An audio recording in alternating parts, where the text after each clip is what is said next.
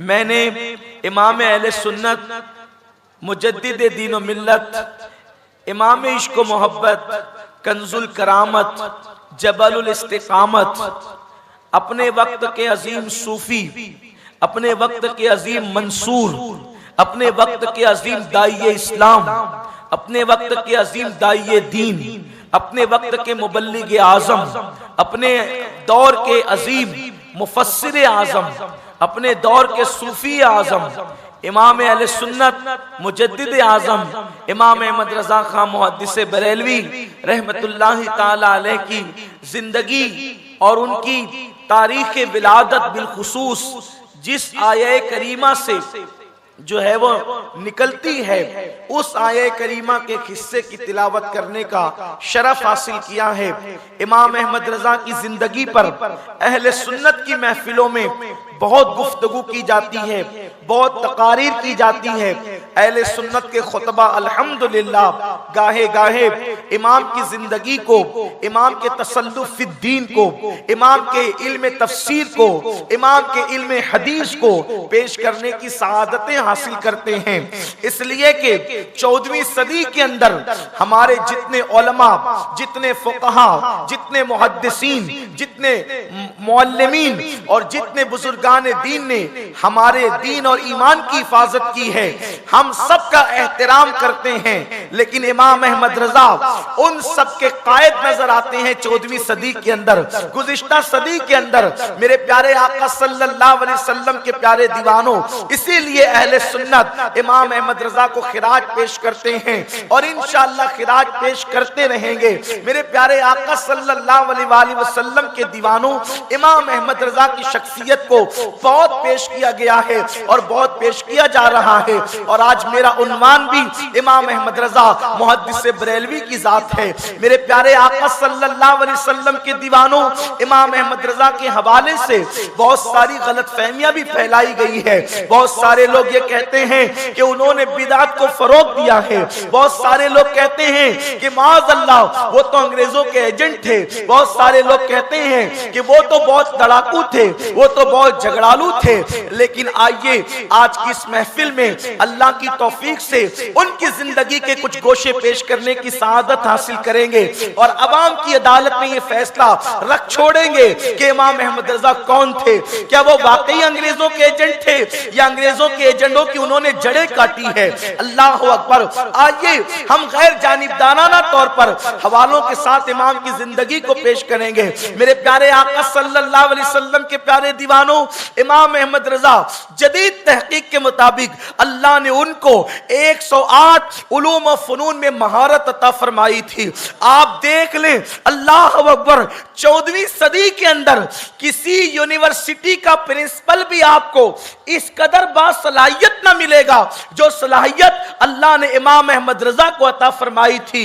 108 उलूम व फनून के अंदर एक बात होती है, उलूम व फनून का जानना और होता है और उलूम व फनून के अंदर महारत हासिल करना और होता है। इसलिए कि जानने वाले तो दौर में बहुत होते हैं, लेकिन उसमें महारत हासिल करने वाले जो है वो चीदा चीदा लोग होते हैं। मेरे प्यारे आका सल्लल्लाहु अलैहि वसल्लम के प्यारे दीवानों, इमाम अहमद रजा इल्म हदीस में माहिर नजर आते हैं। इमाम अहमद रजा इल्म फिक्र में माहिर नजर आते हैं। वो मुदब्बिर हैं, वो मुफस्सिर हैं, वो मुजद्दिद हैं, वो वक्त के साइंसदान हैं, वो अपने वक्त के इल्म माशियात के बहुत बड़े माहिर हैं, वो अपने वक्त के रियाजी दां हैं, वो अपने वक्त के अजीम ज्योग्राफी दां हैं, वो अपने वक्त के अजीम ज्योमेट्री के अजीम माहिर नजर आते हैं। वो सूफी भी है, इल्म तसव्वुफ में महारत भी रखते हैं। मेरे आका सल्लल्लाहु अलैहि वसल्लम के दीवानों, वो इस बला के शायर हैं कि जब लखनऊ के शोरा के सामने उनका कसीदा मिराजिया पहुंचा तो लखनऊ के शोरा ने कहा, जिनको अपनी उर्दू दानी पे नाज था, वो कहते हैं कि ये कलाम किसी मौलवी का नजर नहीं आता, ये कलाम किसी उर्दू दा का नजर आता है। इमाम अहमद रजा वो थे, वो इतने बुलंद पाए के शायर थे कि अल्लाह अकबर, मेरे प्यारे आका अलैहिस्सलाम के प्यारे दीवानों। लेकिन इमाम अहमद रजा को मुहद्दिस होने पे नाज नहीं था, मुफस्सिर होने पे नाज नहीं था, अदीब व खतीब होने पे नाज नहीं था। लोग कहते हैं इमाम अहमद रजा तकरीर नहीं करते थे, तकरीर न करना और बात है। इमाम अहले सुन्नत के बारे में ये बात कही जाती है कि इमाम अहमद रजा मुहद्दिस बरेलवी तकरीर नहीं करते थे, लेकिन इमाम अहमद रजा जब तकरीर करते थे तो एक एक उन्वान पर 6-6 घंटा तकरीर करते थे। इमाम अहले सुन्नत की शान ये है, वो बहुत बुलंद पाए खतीब, बहुत बुलंद पाए खतीब भी थे। इमाम अहले सुन्नत की शान ये है, वो अदीब भी हैं, वो खतीब भी हैं, अल्लाह अकबर, वो मुफस्सिर भी हैं, लेकिन उनको अपनी किसी चीज पर नाज नहीं है, ना खिताबत पर नाज है, ना इल्म अदब पर नाज है, ना अल्लाह अकबर इल्म हदीस पर नाज है, ना इल्म तफसीर पर नाज है। अगर इमाम अहमद रजा को नाज है तो अपने इश्क रसूल पर नाज है, अपनी मोहब्बत रसूल पर नाज है। मेरे प्यारे आका सल्लल्लाहु अलैहि वसल्लम के प्यारे दीवानों, अल्लाह तबारक व तआला ने उनके दिल में इश्क मुस्तफा ऐसा कूट कूट करके भरा था, इसलिए कि इल्म मदरसों से सीखा जा सकता है और तसव्वुफ खानकाहों से सीखा जा सकता है, लेकिन इश्क मुस्तफा जब तक अल्लाह किसी को चुन नहीं लेता उस वक्त तक के उसको इश्क रसूल अता नहीं करता। इमाम अहमद रजा का इश्क रसूल शान का था। इरशाद फरमाते हैं, अगर मेरे दिल के 2 टुकड़े किए जाए, एक पर ला इलाहा इल्लल्लाह होगा और दूसरे पर मुहम्मदुर रसूलुल्लाह होगा। नारे रिसालत, इश्क मोहब्बत, इश्क मोहब्बत। मैं हैरान हूँ, मैं छोटा सा तालिब इल्म हूँ, मैंने दीवाने गालिब भी पढ़ा है, मैंने इकबाल को भी पढ़ा है, मैंने मीर को भी पढ़ा है, मैंने अल्लाह अकबर उर्फी को भी पढ़ा है, लेकिन एक बात कहना चाहता हूँ कि अल्लाह अल्लाह सुखाने नात के अंदर या सिनफे नात के अंदर इल्म रियाजी को, इल्म फिक्र को, इल्म ज्योमेट्री को कोई बयान करता नजर नहीं आता। अगर वो 14वीं सदी में बयान करता है तो इमाम अहमद रजा बयान करता। नात भी हो रही है, फिकी मसले भी बयान किए जा रहे हैं, नात भी हो रही है, ज्योमेट्री भी बयान की जा रही है। आओ देखो देखो, तवज्जो करें, अहले इल्म की तवज्जो चाहता हूँ। लोग इमाम अहमद रजा को समझते क्या हैं? मेरे इमाम ने एक कसीदा लिखा जिसको कसीदा मेराजिया कहते हैं। ये कसीदा मेराजिया उर्दू जबान का अजीम शाहकार है। आप अगर ऐसे खामोश सुनेंगे तो मैं इमाम को बयान नहीं करूंगा, इसलिए कि जब इश्क मोहब्बत का इमाम बयान हो रहा हो तो पूरी महफिल पर इश्क का रंग छा जाना चाहिए, पूरी महफिल इश्क के रंग में रंगना चाहिए। अरे जो उम्मते मोहम्मदिया के ईमान बचाने के लिए 22-22 घंटे जागता हो और सिर्फ 2 घंटे सोता हो, उसी को दुनिया इमाम अहमद रजा कहती है। इमाम अहमद रजा 22 घंटे जागने वाली जात का नाम है। आपको क्या पता, हमें क्या पता, बारगाह रिसालत से यूं ही लल्लू पंजुओं को इनाम नहीं मिलता। जब मुस्तफा करीम की बारगाह में किसी का खुलूस कबूल हो जाता है तब कहीं जाकर के इनाम अता किया जाता। हर अहरे गहरे नत्तू खैरों को बारगाह रिसालत में मर्तबे थोड़ी मिलते, और जिसको मर्तबा मिलता है फिर वो अहरा गहरा नहीं रह जाता। इमाम ने कसीदा मेराजिया लिखा। ये हमारी जमीन खानदेश की जमीन है, यहाँ शोरा बहुत है, मुशायरे बहुत होते हैं, उर्दू से लोगों को शगफ बहुत है। कसीदा मेराजिया जिसको लोग सही पढ़ भी नहीं पाते आज के दौर में, बहुत सारे अशार में लोगों को पढ़ने में मुगालता होता है। अल्लाह अकबर। ये कसीदा मेराजिया जो है दर्जनों अशार पर मुश्तमिल है। कसीदा मेराजिया तकरीबन 74 या 76 कमोबेश इसकी अशार हैं। और आप ध्यान से सुने इमाम अहमद रजा कौन है। ये कसीदा लिखने की वजह यह बनी कि एक साहब इमाम अहमद रजा के पास आए कहने लगे कि मैंने कसीदा लिखा है, आप उसकी इस्लाह कर दें। इमाम ने वो पर्ची ली, फरमाया अभी मुझे खाना खाना है जोहर का, यानी जोहराना खाना खाना है, जोहर की नमाज पढ़नी है, केलोला भी करना है, तो मैं इतने काम करके फिर चेक करूंगा। आला हजरत ने खाना खाया, जोहर की नमाज पढ़ी, केलोला किया और उसके बाद उनका कसीदा चेक किया तो सोचा कि जिस शान से मेराज हुई है कसीदा उस शान से लिखा नहीं गया है। गंगा जल का तस्करा हो रहा है, बादलों का तस्करा हो रहा है। तो इमाम ने चेक करते करते पर्ची को रख दिया और 70 से ज्यादा अशार कसीदे मेराजिया के असर से पहले पहले लिख दिए। और जब वो साहब आए, आपने चेक कर लिया, फरमाया चेक तो कर लिया, लेकिन जरा एक कसीदे मेराजिया और भी सुनते जाइए जो मैंने भी लिखा है। और वो क्या है आप सुनिए, उसमें ज्योग्राफी बयान हो रही है, उसमें साइंस बयान हो रहा है, उसमें तसव्वुफ बयान हो रहा है। अगर वक्त हो एक एक शेर को पढ़ते जाइए और फन को बयान करते जाइए। आज ये इमाम कहते हैं वो सरवरे किश्वरे रिसालत जो अर्श पर जलवगर हुए थे। पीछे वालों को आवाज नहीं आ रही है क्या? समझ में नहीं आ रहा है कि इको की वजह से? अगर नहीं समझ में आ रहा तो बोलो ये इको कम करवा देते। समझ में नहीं आ रहा है? अगर आ रहा हो तो हाथ उठा के बताएं। आ रहा है तो आप चुप क्यों है? महबूब की बात हो रही है ना।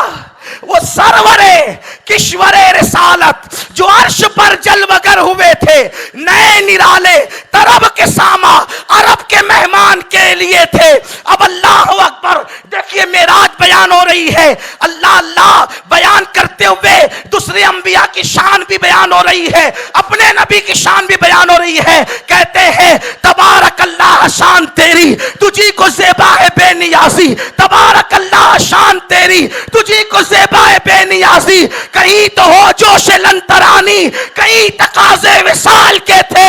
इस शेर में एक हदीस बयान की, कुरान की एक आयत बयान कर दी।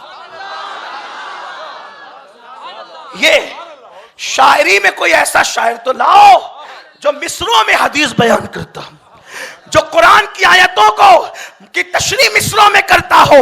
अब उसके बाद तसव्वुफ बयान हो रहा है। अपने वक्त का सैयदुस सूफिया, अपने वक्त का मुहियुद्दीन इब्ने अरबी अब तसव्वुफ पर आता है। लोग अब तक उलझे हुए हैं कि मेराज पर गया कौन। तवज्जे, ये बातें बच्चों के सामने नहीं की जाती, और जो बड़े हो जाते हैं लेकिन कच्चे होते हैं उनके सामने भी नहीं की जाती। लेकिन ये सुन्नियों की महफिल है, इसलिए बयान करने की हिम्मत कर रहा हूं। मेराज पर गया कौन? इसलिए कि निरा बशर खिला में बगैर ऑक्सीजन के नहीं जा सकता, जाएगा तो मर जाएगा।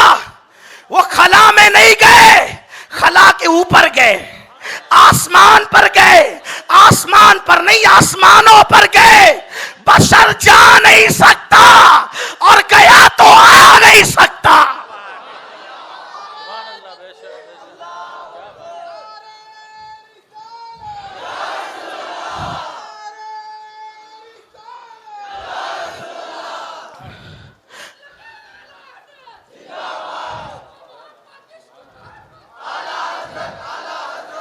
लोग कहते हैं यार वो तो सिर्फ एक मौलवी थे।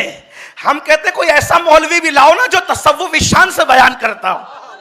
वो मौलवी के रूप में मौलाए रोम थे अपने दौर के। जौहर की का जौहरी जानता है, भटियारे को क्या पता कि जौहर की शान क्या होती है। जिन्हें इल्म की हवा ना लगी वो इमाम अहमद रजा को क्या समझे। इमाम अहमद रजा को किसी बहुत अच्छे मुफक्किर का कौल है, आला हजरत को समझने के लिए कम से कम हजरत बनने की जरूरत है। आला हजरत को समझने के लिए कम से कम हजरत बनने की जरूरत। जो हजरत ना हो बेचारे वो आला हजरत को क्या समझ पाएंगे। ये इमाम अहमद रजा है। अल्लाह अकबर, झगड़ा है, मुनाजरे है। मेराज पे गया कौन? कुछ लोगों तो इनकार ही कर बैठे कि कोई नहीं गया।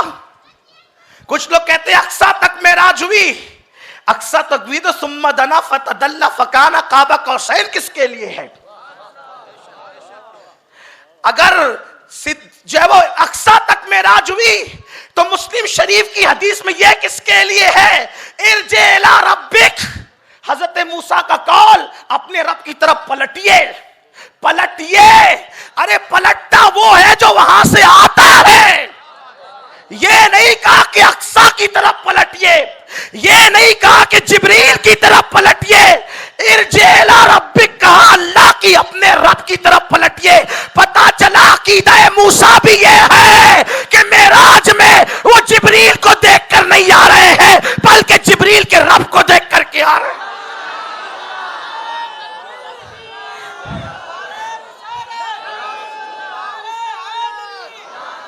इश्क मोहब्बत, इश्क मोहब्बत, जश्न सद साला। लोग कहते हैं जिब्रील को देखा, हम कहते हैं जिब्रील को तो देखते ही थे, और जिब्रील को देखना कौन सी मेराज है? अरे जिब्रील उनको देखने के लिए जमीन पे आते थे, बेलिकाए यार, उनको चैन आ जाता अगर बार बार आते न यूं जिब्रील सिदरा छोड़कर। वजीर को देखना बादशाह की कौन सी मेराज है? जिब्रील तो वजीर का नाम है, जिब्रील तो दरवाजे के दरबान का नाम है। तेरे दर का दरबान है जिब्रील आजम। थक गए आप? तेरे दर का दरबान है जिब्रील आजम, तेरा मदह खा हर रसूलो वली है। मेराज पर कौन गया? आसमानों की सैर की, जन्नत की सैर की, जहन्नम को देखा, फरिश्तों को देखा, मलाइका को देखा, जिब्रील को देखा, सिदरा को देखा, और जहां जिब्रील थक कर बैठ गए उसके आगे गए। आला हज़रत फरमाते हैं, थके ते रूहुल अमी के बाजू, कहा वो दामन कहा वो पहलू, रिकाब छूटी उम्मीद टूटी, निगाहे हसरत के वलवले थे। जो एक पर मार के जमीन पे आता है, मेरे नबी की परवास के साथ उड़ते उड़ते थक जाता है। जहां जिब्रील थकता है वहां आमिना का लाल जाता है। लोग हलीमा की बकरियों के पीछे मेरे नबी को देखकर अपनी तरह बशर कहते हैं। अरे जंगल में हलीमा की बकरियों के पीछे देखकर अपनी तरह कहने वालों, शबे मेराज जिब्रील के आगे आगे भी तो देखो। शबे मेराज जिब्रील किया, थके थे रूहुल अमी, जहां जिब्रील थक कर बैठ जाए। और जिब्रील कोई मामूली चीज है, फरिश्तों का सैयद है जिब्रील, सरदार मलाइका है जिब्रील, और वो थक रहा है। एक पर मार के जमीन पे आने वाला कितना उड़ा होगा। थक कर बैठ गए, बैठ ही नहीं गए, हसरत से देखने लगे। थके तेरू, ये आला हज़रत बयान कर रहे हैं। लोग कहते हैं इमाम अहमद रजा ने क्या दिया, हम कहते हैं इश्क भरा अकीदा दिया। 14 सदियों के अकीदे पे जो धूल डाली जा रही थी, इमाम ने उसकी तजदीद करके अता फरमाया। थके थे रूहुल अमी के बाजू, कहा वो दामन कहा वो पहलू, रिकाब छूटी उम्मीद टूटी, निगाहे हसरत के वलवले थे। हुजूर आगे बढ़े आगे बढ़े। अब बताओ, जहां जिब्रील थक के बैठता है उसके आगे आमिना का लाल जाता है, तो आमिना के लाल को खुदा नहीं कहते, लेकिन खुदा से जुदा नहीं कहते। अब आगे गया कौन? इसको सूफी ही बयान कर सकता है, इसको सरमद ही बयान कर सकता है, इसको मंसूर ही बयान कर सकता है, इसको जुनैद बायजीद ही बयान कर सकते हैं। लेकिन कितनी सादगी से इमाम अहमद रजा ने तसव्वुफ के इस मसले को हल किया। गया कौन खुदा से मिलने? गया कौन खुदा से मिलने? गया कौन खुदा से मिलने? तो कहते हैं कसीदा मेराजिया में इल्म तसव्वुफ की गुत्थी कैसे सुलझाते हैं। वही है अव्वल, वही है आखिर, वही है जाहिर, वही है बातिन, उसी के जलवे, उसी के जलवे, उसी के जलवे, उसी से मिलने, उसी से उसकी तरफ गए।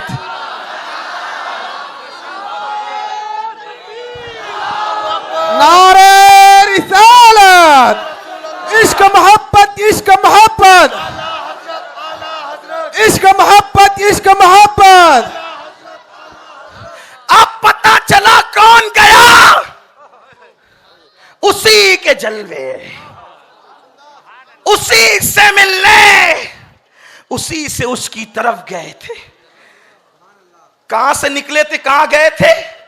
अब इल्म ज्योमेट्री के जरिए मेराज बयान हो रही है। ज्योमेट्री पे नाश करने वालों, जो मोहम्मद रसूलुल्लाह की नालैन को बोसे लेते, ज्योमेट्री उनके घर की कनीज है। नात में ज्योमेट्री का फन बयान हो रहा है। एक बात है, हुजूर कहां से आए थे, कहां से निकले, कहां पहुंचे। अब ज्योमेट्री के जरिए से मेराज बयान हो रही है। चैलेंज के साथ कहता हूं, 14वीं सदी में ऐसा शायर लाके बताओ। उनका इल्म फिक, इल्म हदीस तो अपनी जगह है, शायरी में कोई उनका हमपल्ला नहीं है, कोई शायरी में। और ये इश्क से आता है, ये फन नहीं है, ये इश्क है। और जब इश्क आता है ना, तो इकबाल कहते हैं, दो आलम से करती है बेगाना दिल को, अजब चीज है लज्जत आशनाई। अब ज्योमेट्री के जरिए से बयान हो रहा है। ज्योमेट्री वाले थोड़ा सा कान खोलें और पता चले अपने दुनियावी उलूम पे नाश करने वालों, जो मेरे नबी का गुलाम होता है उसको सिनोरी जालियों से इल्म मिलता है। नबी आए कहां से, गए किधर? हुजूर के आने जाने को इल्म ज्योमेट्री से बयान किया जा रहा है। कहते हैं, कमाल इम्का के झूठे नुक्तों, तुम अव्वल आखिर के फेर में हो। कमाल इम्का के झूठे नुक्तों, तुम अव्वल आखिर के फेर में हो। मुहीत की चाल से तो पूछो, किधर से आए किधर गए थे। प्रकार लेते हो ना, प्रकार लेकर के जब आप दायरा बनाते हो ना, उसको मुहीत कहते हैं।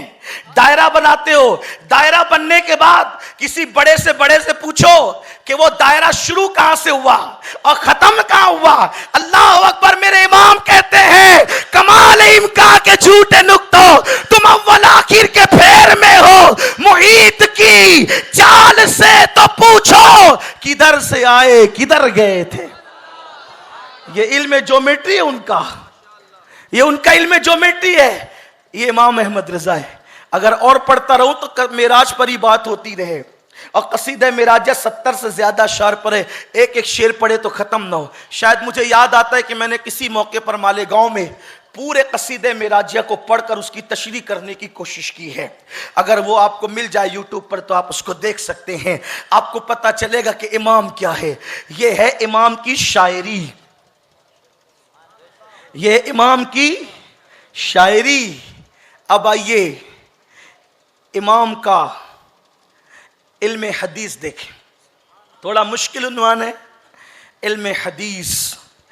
हुजूर मुहद्दिस आज़म के चौचवी रहमतुल्लाह अलैह फरमाते हैं कि मैंने इमाम अहमद रजा इमाम अहमद रजा जैसा मुहद्दिस नहीं देखा। क्योंकि हम जब भी कोई हदीस पढ़ते और उस हदीस में जितने रावियों के नाम रहते, अनफुला इब्ने फुला, फुला इब्ने फुला, फुला इब्ने फुला, फुला इब्ने फुला, फुला, जितने नाम, आला हज़रत सबकी सीरत जानते थे। किसका कुव्वत हाफजा बुढ़ापे में कमजोर हो गया था वो भी जानते थे। कौन नाबीना हो गया था वो भी जानते थे। किसने बाजार में चलते चलते ककड़ी खा ली थी वो भी जानते थे। अल्लाह अकबर। किसने चांद की झूठी गवाही दी थी वो भी जानते थे। कौन तकवा पर आखिर तक दुनिया से रुखसत हुआ वो भी जानते थे। ये इमाम अहमद रजा का फन अस्माउल रिजाल में महारत है। और इल्म हदीस पर कौन सी हदीस सही है, हदीस सही और गलत नहीं होती। ये सही से मुराद ये फन हदीस की इस्तिलाह है। हदीस कौन सी सही है, कौन सी हसन है, कौन सी हसन ले गैरही है, कौन सी हसन ले जाती ही है, कौन सी जो है वो शाज है, कौन जो है अल्लाह अकबर गरीब है, कौन सी ज़ईफ है, किस रिवायत को मौजू कहा गया है, ये सब इमाम अहमद रज़ा की निगाहों में था। फरमाते हैं हम हदीस पढ़ते तो इमाम अहले सुन्नत बता देते कि इस हदीस में ये ज़ौफ है, इसमें जो है वो ये इस सनद में ये है और ये रिवायत का ये है। एक मर्तबा ऐसा हो गया, एक बार ऐसा हो गया कि हजरत मुहद्दिस सूरती अल्लामा वसी अहमद मुहद्दिस सूरती रहमतुल्लाहि ताला अलैह आला हज़रत के बड़े करीबी दोस्त थे। बहुत जमती थी, दोनों में बड़ी मोहब्बत थी। हालांकि मुहद्दिस सूरती जो थे वो आला हज़रत से इश्क की हद तक बल्कि अल्लाह अल्लाह इश्क की हद तक उनको चाहते थे। एक दिन किसी ने मुहद्दिस सुरती से पूछा, मुहद्दिस साहब, आला हजरत ना आपके उस्ताद हैं ना आपके पीर हैं, फिर आप आला हजरत से इतनी मोहब्बत क्यों करते हैं? बात यह है, हर सिलसिले का बंदा आला हजरत को चाहता है, हर मदरसे का बंदा आला हजरत को चाहता है, हर खानका का बंदा आला हजरत को चाहता है। शर्त यह है वो आला हजरत को जान ले कि आला हजरत कौन है। आला हजरत किसी सिलसिले के नहीं है सिर्फ, आला हजरत किसी मदरसे के नहीं है सिर्फ, आला हजरत किसी शहर के नहीं है सिर्फ, आला हजरत किसी खानका के नहीं है। इसलिए कि जो नबी का गुलाम होता है, वो नबी का जो गुलाम होता है, वक्त का वो इमाम होता है, वो इलाके और खित्ते कबीले का नहीं बल्कि वो सबका होता है। आला हजरत सबके हैं। आला हजरत को जो लोग महदूद करना चाहते हैं, मैं उन भाइयों को मशवरा देना चाहता हूं, उनको सिलसिलों में खानकाओं में महदूद न करना। आला हजरत अबकरी शख्सियत है, आला हजरत आफाकी शख्सियत है। जिस आशिक रसूल के दिल के अंदर इश्क रसूल है, उसके आला हजरत आंखों की ठंडक है। आला हजरत बहुत बड़ी चीज का नाम है, लेकिन आला हजरत को कोई पहचान ले। मसला यह है कि हमने आला हजरत का तारुफ ही सही नहीं कराया। हम तो बस उन्हीं चंद चीजों को लेकर के घूमते रहे कि उन्होंने काफिर कुफ्र का फतवा दिया देवबंदियों पर। यही एक काम किया आला हजरत ने, सिर्फ यही एक काम किया। बेशक गुस्ताखाने रसूल को वो काफिर कहते थे, और आज भी हम नबी के गुस्ताखों को डंके की चोट पर काफिर कहते हैं, उसमें हमारा कोई दो राय नहीं है। लेकिन आला हजरत का यही एक कारनामा हम एक सदी से पढ़े जा रहे हैं। जरा कुछ और भी तो बताएं। कौम को पता चल गया कि उन्होंने देवबंदियों को काफिर कहा है। अब हम जरा कुछ दूसरा भी वरक बदलें, पलटे वरक, कुछ दूसरा भी बताएं। इमाम अहमद रजा ने बेशक गुस्ताखों को, और उन्होंने सिर्फ नहीं कहा, उनसे पहले के लोगों ने भी कहा। उन्होंने अपनी नई बात नहीं की, उन्होंने जो सहाबा से देखा वही उन्होंने कहा, जो ताबईन से लिया वही उन्होंने कहा, जो औलिया से लिया वही उन्होंने कहा। सौदा गिरान में बैठकर उन्होंने कोई नई बात नहीं की। लेकिन हम तारुफ भी तो कराएं, इमाम अहमद रजा है कौन। इंशाअल्लाह अज़्ज़ व जल फकीर का एक जल्द बयान आने वाला है, अल्लाह की तौफीक से आप दुआ करें। आला हजरत अपने दौर के इल्म माशियत के इमाम है। अल्लाह ने चाहा, अल्लाह ने तौफीक दिया, इन्हीं दिनों जश्न 7 साल के मौके पे किसी महफिल में हम इस पर गुफ्तगू करेंगे। आपको पता चलेगा कमरे में बैठकर इल्म माशियत पर क्या उनकी नजर थी, क्या नजर थी उनकी। और आज उन नुकात पर अमल कर लिया जाए तो मुसलमान आज भी तरक्की कर सकता है इंशाअल्लाह। अल्लाह तौफीक देगा तो। अब मैं कोई बड़ा आदमी नहीं हूं, मैं मामूली हूं, कोई अदीब खतीब अल्लामा कुछ भी नहीं हूं, एक तालिब इल्म हूं, बुजुर्गों की जूतियां सीधी करने वाला हूं। लेकिन इमाम से हमें इश्क है, और हम तो हर वली को दिल दे बैठे हैं।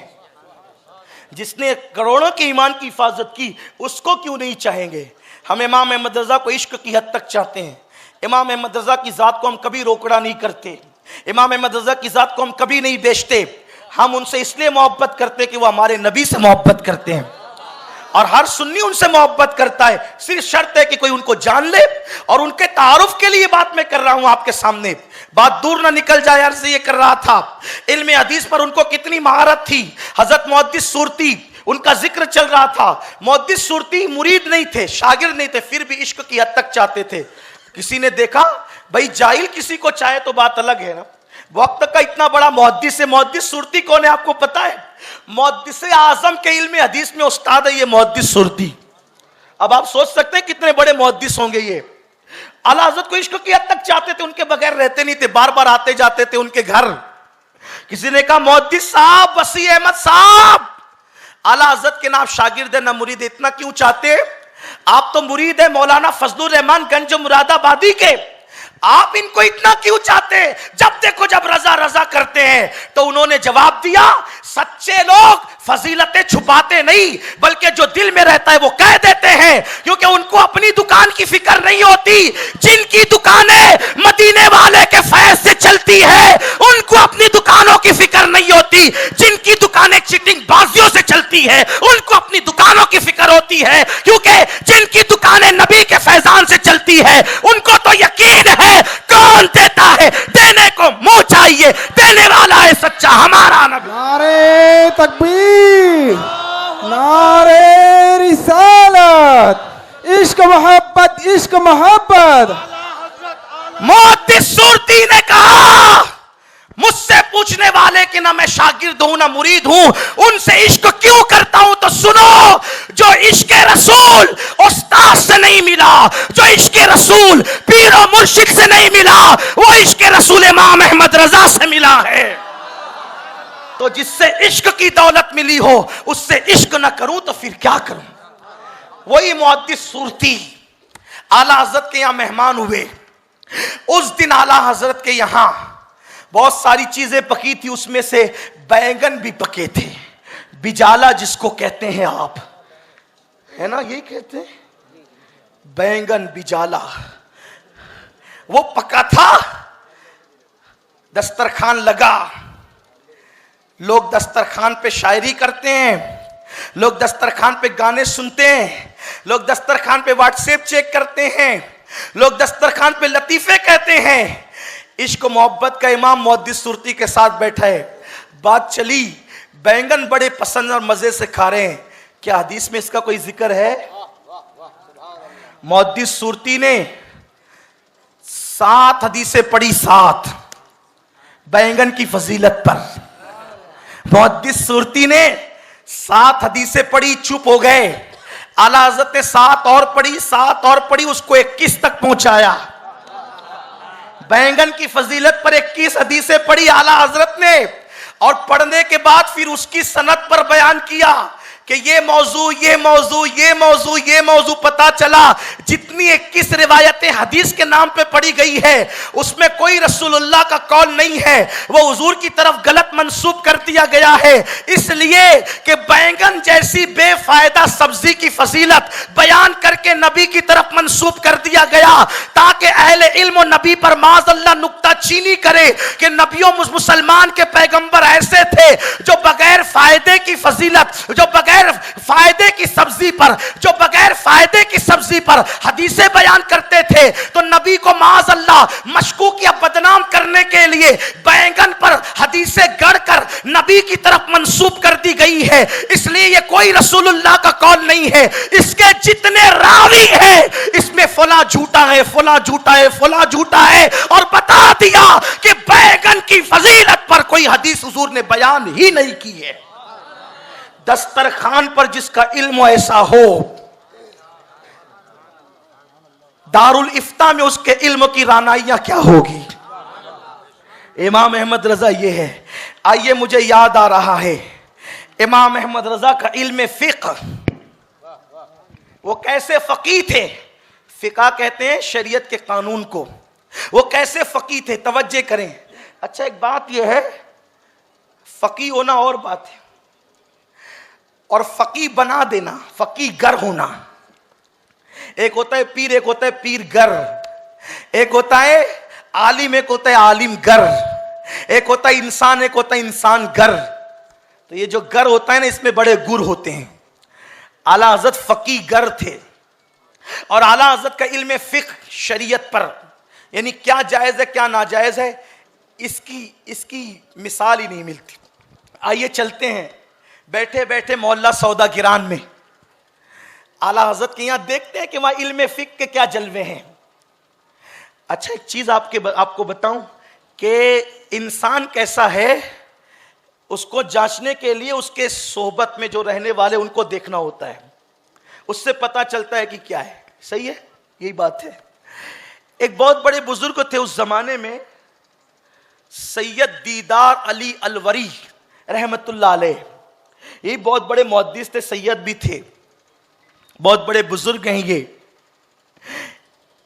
इनकी दोस्ती जो थी हजरत सैयद हजरत मुहद्दिस सूरती रहमतुल्लाह अलैह से थी। तो मुहद्दिस सूरती इनको कहते थे कि चलो यार एक मर्तबा इमाम अहमद रजा से मिले।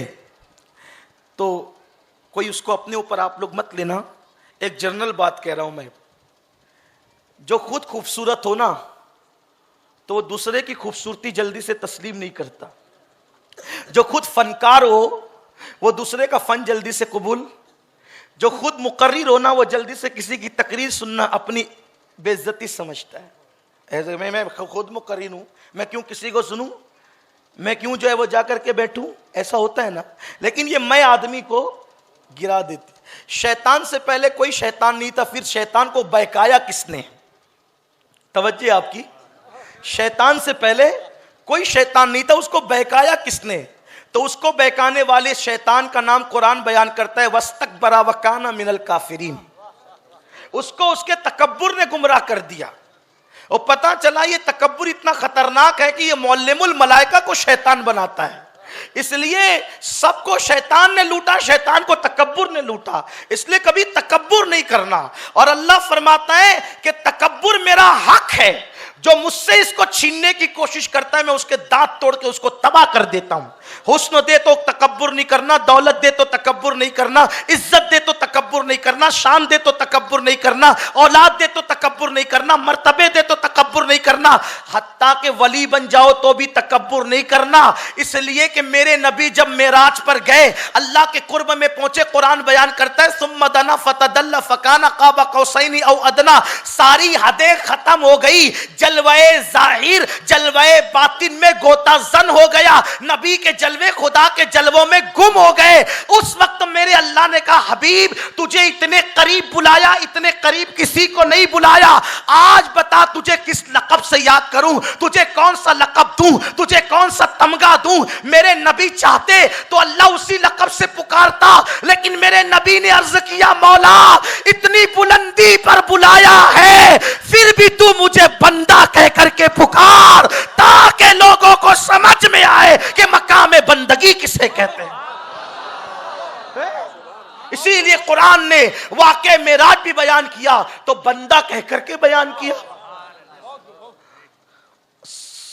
दना फतदल्ला पे जाकर भी बताते हैं कि मैं बंदा हूं। बंदा बनकर रहने में जो मजे हैं वो खुदा बनने में नहीं है। नमरूद खुदा बना, लंगड़े मच्छर से हलाक कर दिया गया। फिरौन खुदा बना, दरिया में डुबो दिया गया। आज तक म्यूजियम में नंगा पड़ा हुआ है, उसको कफन भी नसीब नहीं हुआ। खुदा नहीं बनना कभी। हाँ, सच्चा खुदा तो एक ही है ना, उसके मुकाबले में जो खुदा बनेगा, इकबाल कहते मकाम बंदगी देकर नलू शाने खुदाबंदी। बंदा सच्चा बनना पसंद है, झूठा खुदा बनना पसंद नहीं है। कि मूसा सच्चे बंदे बने, दरिया में रास्ते पैदा हो गए। फिरौन झूठा खुदा बना, दरिया में डुबा दिया गया। फायदा किसमें है? बंदा बन। बंदे हो तो बंदे बनो, बंदे हो तो बंदे बनो। तो बंदा सैयद दीदार अली अलवरी कहते हैं कि हुस्न दौलत और इल्म ये तीन चीजें आती है तो तकब्बुर भी साथ आता है, और जहां तकब्बुर नहीं आता वहां विलायत आती है। तो कहते थे चलिए ना हज़रत एक बार मिल तो ले उनसे, क्योंकि जिससे मोहब्बत होती है आदमी मिलाने की कोशिश करता है। वो कहते थे वो आलिम है तो हम भी आलिम है। वल्लाह मैं उनकी बेइज्जती नहीं कर रहा हूं, सिर्फ बात बता रहा हूं। सैयद दीदार अली अलवरी की जूतियां मेरे सर पर है, बड़ी अजीम हस्ती है, लेकिन वो कहते थे वो आलिम है तो हम भी आलिम है ना, क्या जरूरत उनसे अलवर से उनसे मिलने जाने की, क्योंकि भाई चल करके जाना भी तो बड़ी बात है ना। बहुत दिन ऐसे ही चलता रहा, लेकिन मुहद्दिस साहब थे बड़े अपने जिद के पक्के, सोचा कि एक बार इनको मिलाकर दीदार साहब को आला हजरत का दीदार करा दूं। और मुहद्दिस साहब की जो कोशिश थी, ऐसे ही गलत फहमी रखने वालों के लिए भी मेरी कोशिश है कि मैं कुछ आला हजरत की फजीलतें पढ़ करके उनको आला हजरत के इल्म का दीदार करा दूं, आला हजरत की शख्सियत का दीदार करा दूं, ताकि एक वली से जिसको गलत फहमी वो दूर हो जाए। बस इतना चाहता हूं और कुछ नहीं चाहता। और आप मुझे जानते हैं कि मेरी तबीयत में जो है वो मुबालगा आ रही नहीं है। हम अपने बुजुर्गों की शान बहुत एहतियात से बयान करते हैं। जितनी बातें कह रहा हूं मैं सब किताबों में बता सकता हूं, और वो भी ऐसे नहीं कि यहाँ वहाँ की नहीं, बल्कि जो आला हजरत के शागिर्दों ने लिखी है, उनके शागिर्दों के शागिर्दों ने लिखी है, उन किताबों से बता सकता हूँ। सैयद दीदार अली अलवरी साहब रहमतुल्लाहि ताला अलैह ने कहा वो आलिम है तो भाई हम भी आलिम है, हम क्यों उनसे मिलने का, एक बार तो देख तो ले, चले तो सही। कहा ठीक है। एक बार वो तैयार हो गए। अब मुहद्दिस साहब उनको लेकर के आए। इत्तेफाक से जब वो वहां पहुंचे तो आला हजरत की मस्जिद रजा में अजान हो चुकी थी। आला हजरत की मस्जिद रजा में अजान हो चुकी थी, और तवज्जो करें अजान हो गई थी। आला हजरत नमाज के लिए मस्जिद में पहुंच चुके थे। इमाम अहमद रजा की ये शान है, मैं सुन्नियों से मुखातिब होकर ये बात कहता हूं। आज हम कहते हैं आला हजरत के मानने वाले, फिक्र रजा के मानने वाले, मसलके आला हजरत जिंदाबाद, इश्क मोहब्बत आला हजरत। यकीनन मुझे कोई एतराज नहीं है बेफज़्ल ताला मसलके आला हजरत और फिक्र रजा को बेफज़्ल ताला हर सुन्नी मानता है। है। लेकिन आपसे कहता हूं मसलके आला हजरत ये भी है कि अजान हो तो मस्जिद की तरफ जाया जाए। मसलके आला हजरत ये भी है कि फराइज और सुन्नतों की पाबंदी की जाए। आला हजरत कहते हैं मैं इतना मसरूफ रहता हूं किताबें लिखने के अंदर कि इतनी मसरूफियतों में नवाफिल जो है और सुन्नतें माफ हो जाती है, लेकिन फकीर इतनी मसरूफियतों के बावजूद भी नफिल भी पढ़ता है, सुन्नतें भी पढ़ता है। कभी मैं सुन्नतें भी तर्क नहीं करता, नवाफिल भी तर्क नहीं करता। रब्ब सल्लि व सल्लिम दाइमन अबदा अला हबीबिका खैरुल खल्क़ि कुल्लिहिम। सैयद दीदार अली अलवरी साहब मस्जिद में आए। आला हज़रत मस्जिद पहुंच चुके थे। जब मस्जिद में पहुंचे इमाम अहले सुन्नत, सुन्नतों की भी पाबंदी थी, नवाफिल भी पढ़ते थे। आला हज़रत की आखिरी वक्त तक के जमात तर्क नहीं हुई। इतनी बीमारी के बावजूद इमाम अहमद रजा लोगों के कंधों पे हाथ रख के कभी कुर्सी पर मस्जिद जाते थे और नमाज अदा फरमाते थे आखिरी वक्त तक इमाम अहमद रजा। और इमाम अहले सुन्नत ने लिखा है कि जो शख्स ना मुकीम हो, ना जो शख्स ना मुसाफिर हो, ना बीमार हो और वो मस्जिद की हाजिरी को तर्क कर दे, वो फासिक है, उसकी शहादत कबूल नहीं है। इमाम अहले सुन्नत ने मसला बयान फरमाया है। अल्लाह अकबर, आज अपना हाल क्या है कि हम तो सिरे से नमाज ही नहीं पढ़ते। तो बहरहाल सैयद दीदार अली अलवरी साहब मस्जिद में आए। उनका भी, वो भी बड़े बाअमल थे। आपने चाहा कि जल्दी से जमात में शरीक हो, तो वहां पे क्या देखा आपने कि एक छोटा सा बच्चा है जो कुएं से पानी निकाल रहा है। सैयद दीदार अली अलवरी साहब सफर से आए थे, वुजू करना चाहते थे और जमात में पहुंचना चाहते थे। एक छोटा सा बच्चा, क्योंकि उस दौर में हौज जो है वो नल नहीं होते थे मस्जिदों के अंदर, और जो है वो वुजू खाने टोटी वाले नहीं होते थे, कुएं से पानी निकालकर लोटे में डालकर वुजू करना होता था। सैयद दीदार अली अलवरी साहब रहमतुल्लाह अलैह इतने बड़े मुहद्दिस, इतने बड़े फकीह होकर जमात की जल्दी में उस बच्चे से कहते हैं, ओ बच्चे मुझे जल्दी से पानी दे ताकि मैं वुजू करूं। उस बच्चे ने उनको मुस्कुरा कर देखा और कहने लगा, शायद आप पढ़े लिखे मालूम नहीं होते। ये आला हजरत के मोहल्ले, घर का नहीं, मोहल्ले का बच्चा है। ये इमाम अहमद रजा के मोहल्ले का बच्चा है। कहते हैं शायद आप पढ़े लिखे मालूम नहीं होते, क्यों, आपको मसला नहीं मालूम है? कहा क्या मसला? कहा आपने मसला नहीं जाना कि नाबालिग से काम लेना जायज नहीं है। नाबालिग से काम, ये मसला आपको नहीं पता कि नाबालिग से काम लेना जायज नहीं है जब तक कि उसका सरपरस्त इजाजत न दे। आप मुझसे डायरेक्ट वुजू का पानी मांग रहे हैं जबकि मैं नाबालिग हूं और मैं नाबालिग नजर आ रहा हूं, तो आपके लिए जायज नहीं है कि आप मुझसे मेरे सरपरस्तों के बगैर काम करवाएं। और रही बात, अगर आप कहते हैं कि मैं आपको तोहफतन या हदियतन पानी देकर पानी हिबा कर दूं, यानी आपको हदिये के तौर पे, तोहफे के तौर पे पानी दूं, तो आपको दूसरा मसला नहीं पता कि नाबालिग अगर तोहफा दे तो उसका तोहफा कबूल करना भी जायज नहीं है जब तक कि उसका सरपरस्त राजी ना हो। आप पढ़े लिखे नहीं लगते। उस वक्त सैयद दीदार अली अलवरी ने उस नाबालिग को देखा और उनको आला हजरत के इल्म का दीदार उसी वक्त हो गया कि जिसके मोहल्ले का नाबालिग इतना इल्म रखता हो, उसके घर के बच्चों का इल्म क्या होगा, और जिसके घर के बच्चों का इतना इल्म हो उसके खुद के इल्म का आलम क्या होगा। और उनके घर के बच्चों का इल्म आप देख चुके हैं। एक को मुफ्ती आजम कहते हैं, दूसरे को हुज्जतुल इस्लाम कहते हैं, किसी को मुफस्सिर आजम कहते हैं, किसी को ताजुश शरिया कहते हैं, किसी को तहसीन मिल्लत कहते हैं। हर वक्त इल्म के जवाहिर पारे बिखेरते रहे। अब कुछ फनून बच गए, लेकिन इंशाअल्लाह फिर वो कभी। हजरत तशरीफ ला चुके हैं, अब हमें हजरत का खिताब सुनना है। बस इतना कह सकता हूं कि अहमद रजा का ताज़ा गुलिस्तां है आज भी, खुर्शीद इल्म उनका दरख्शां है आज भी। अरसा हुआ वो मर्द मुजाहिद चला गया, सीनों में एक सोजिश पिन्हा है आज भी। सब उनसे जलने वालों के गुल हो गए चिराग, अहमद रजा की शम्मा फरोजा है आज भी। जश्न 7 साला जिंदाबाद।